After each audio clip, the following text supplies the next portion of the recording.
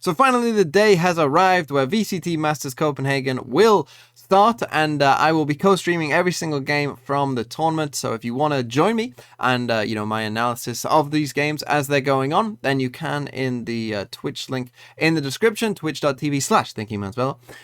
Where, yeah, I'll be watching every game, and you can come and enjoy it with me if you so choose. But what we're going to do today is we're going to do three things. We're quickly going to go through every single team and just kind of give them a brief overview of what I kind of expect from each team. And then we're going to pick the games in the group stage, and then we're going to pick my dark horse, my overall winner, and my player of the tournament as well. So with that in mind, let's dive straight in. And we will just start quickly, very quickly, looking at each team, and we'll start with the playoff teams that we won't see for a little while. But let's start with XSET, who kind of traditionally have been the team that kind of, beats teams that are worse than them and loses to teams that are better than them. I know that they kind of changed that with the win against Optic in the grand final, but I do expect that that might still be the case, where for XSET, if they get a bad draw, let's say they get the guards draw, right, that they did, where Optic come out of groups, and then they drop to the lower bracket and play against a team like Paper Rex, yeah, I think XSET might do what the Guard did and lose both of those games. But if XSET, get a team that perhaps isn't as strong as that in their first game and, maybe goes and builds a bit of confidence as they go on, I do think that they could also, finish somewhere like 3rd, 4th, 5th, something like that. I wouldn't be surprised. I think 5th, 6th is probably the most likely finish for them. When it comes to Fnatic, really, they just have to win the tournament, right? That's their expectation. If they anything less than winning the tournament, I think will be considered a failure for Fnatic.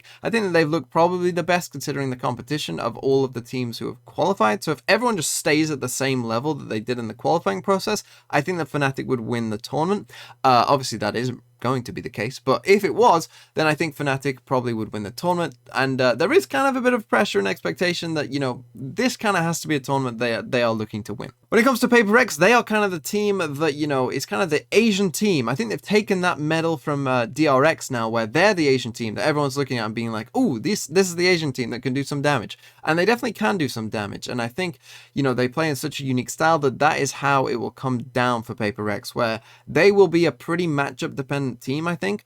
And we saw that obviously in Iceland as well, where they lost to the two Asian teams they played, Zeta and DRX, but beat the EMEA and NA team that they played in G2 and the Guard. So that is kind of how I expect it will go again for Paper Rex, where they don't care if you're a good team or not. They just need a team that isn't familiar with how they play, right? Paper Rex would take Optic out of the groups rather than DRX 100%. And then finally, Leviathan. Now, my problem for them is apparently that, oh no, their coach has COVID and isn't going, or at least not going for now.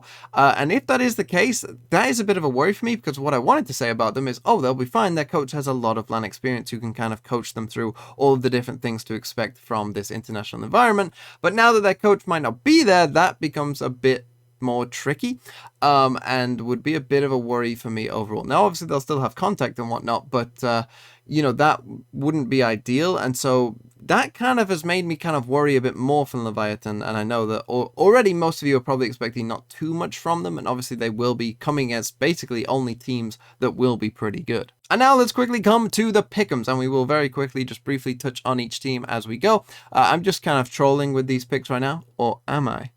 Yeah, I am. Because if we come to Optic versus Guild, I think obviously Guild are being somewhat underrated. I expect this to be a closer game than people expect, or at least most people expect, because I think that Guild are being a bit underrated. And I think if Optic played like they did in the grand final, I think that Guild will win. Pretty much. But I do expect Optic will improve from them. Obviously, they had COVID, but they do still have some problems that I'll be interested to see how they sort out. Their bind comp obviously needs to change. That was pretty bad.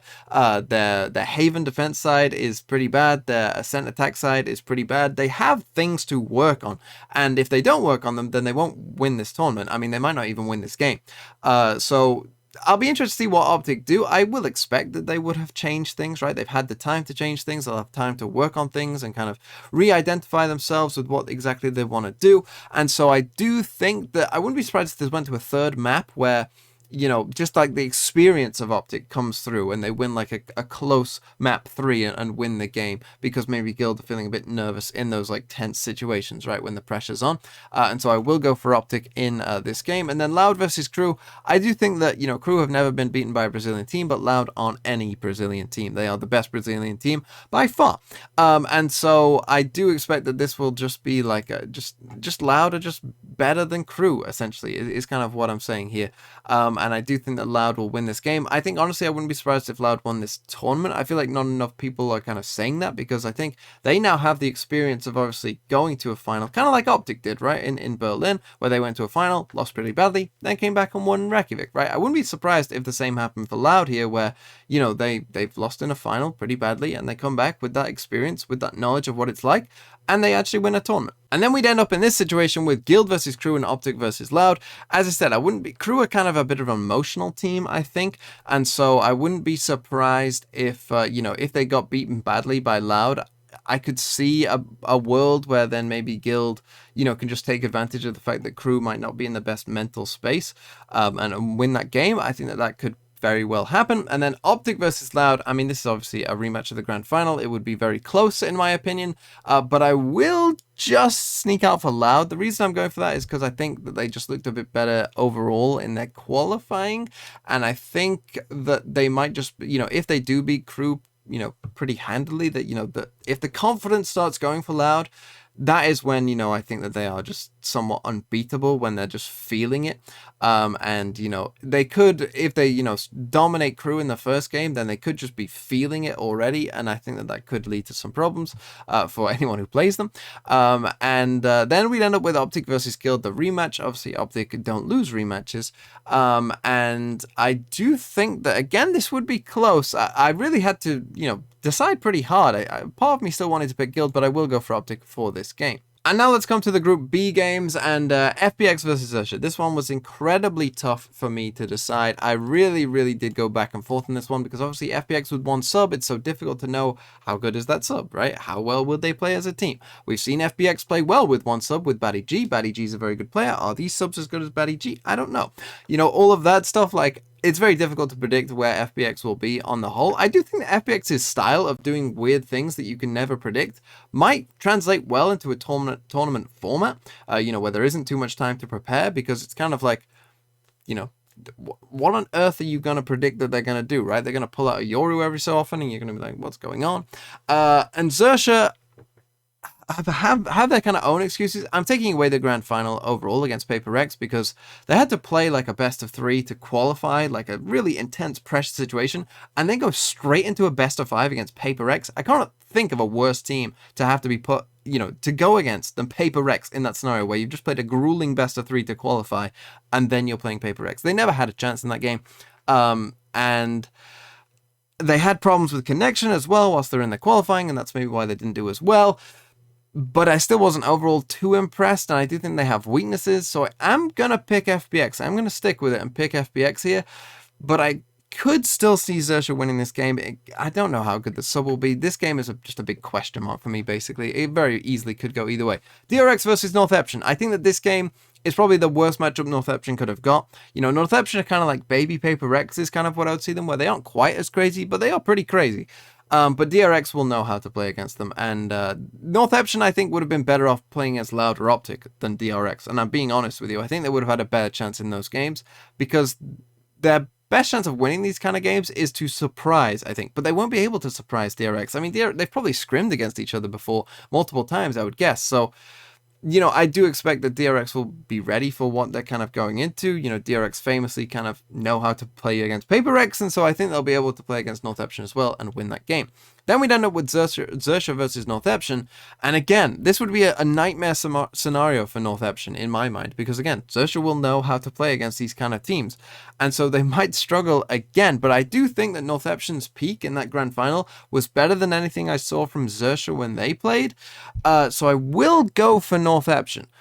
Because I do think that if they can reach that level, and obviously playing in front of that massive crowd in Japan, they will have experienced some nerves and playing with the nerves and kind of getting over it.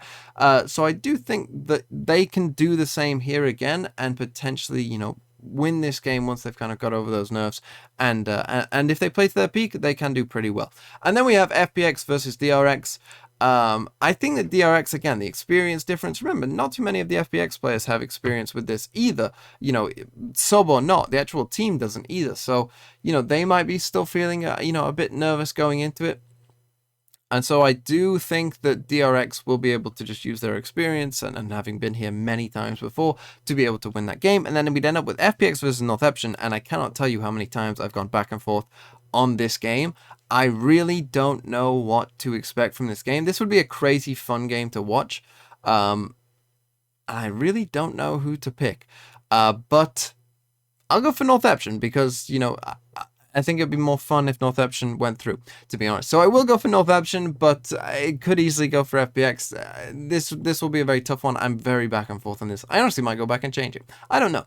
But yeah, that's my kind of predictions here for the group stages. And now let's talk about my dark horse, my overall winner, and my player of the tournament. So my dark horse team, you might have seen in what I was just saying and kind of how confidently I was predicting them, will be DRX. The reason it will be DRX is because I think that pressure of being the Asian team to do something has kind of moved away from DRX. It's been them for forever at this point, but now it's finally moved to Paper X. There is another Asian team that everyone's kind of expecting to do something, and I think with that kind of, you know, outside pressure maybe not being as much, with the expectation of them being a little lower, that they might be able to thrive a bit more. And I do think that if that is the case, that I wouldn't be surprised if they can't, if, you know, they did a Zeta, let's call this the Zeta Award, right? Where they come third and everyone's kind of like, oh, that was pretty good. I wouldn't be surprised if that was DRX in this tournament. My overall winner for the tournament, I am going to predict Fnatic. The reason I'm going to predict Fnatic is because I think they have a big advantage, obviously, in going straight to the playoffs. I don't think that will affect them at all in terms of, you know, them not getting used to playing on LAN. Obviously, they have a lot of LAN experience already, do Fnatic. And I do think that they played the best. They showed the most in terms of their qualifying. And so I'm just extrapolating that and kind of going, well, if they continue to play like that, then they'll, you know, do pretty well, and I think that they've got the players to do it as well. And because I'm going to predict Fnatic to win my player of the tournament, you'll know this if you watched my top 20 players, my player of the tournament is going to be Alfia. Now, the reason that everyone I think might doubt Fnatic will be, oh, well, you know, if Alfia doesn't show up, right, he's young, he might be nervous, he might have a bad tournament, you know, that could all go wrong for them, you know, oh, what if that all goes wrong? I actually said no. What if Alfia plays to how you've seen him play the whole rest of the time and destroys everyone? Remember what happened with Loud when everyone was saying, oh, they've got young players that, you know, will they be nervous and stuff like that? And then they dominated the tournament and Aspas was one of the best players and Les popped off as well. Why can't that happen for Alfia as well, right? He's shown that he can do it. And I put him at the #1 in my top 20 list. And I think the reason that he can do it is because I've seen him do it against very good competition. And I don't see why he couldn't continue to do it. I think he just has all the makings for one of, if not the best player in the world. And so I'm picking him for the player of the tournament, obviously going alongside with the Fnatic win prediction. And I think, honestly, Alfia might elevate his game, right? I've seen some things about, you know, people who tend to be mechanically correct tend to do better at lands than, you know, people who perhaps more are support players type stuff. And Alfia, well, is amazing at both. So I think that he really might cement himself as the best player in the world after this tournament. And so those were my predictions. They almost certainly will be very wrong. Don't worry about that. Everything I've said here is pretty much useless to you. You might as well just completely forget it, because I wouldn't be surprised if even after like the first day, these are already wrong. So yeah, with that in mind, I hope you all are excited for the tournament. I hope you all join me on the live streams, because I'm sure we will have a lot of fun there, and you know, it'll be an absolutely joyous occasion, I'm sure. And so with that said, I look forward to seeing you there, and have a really nice day.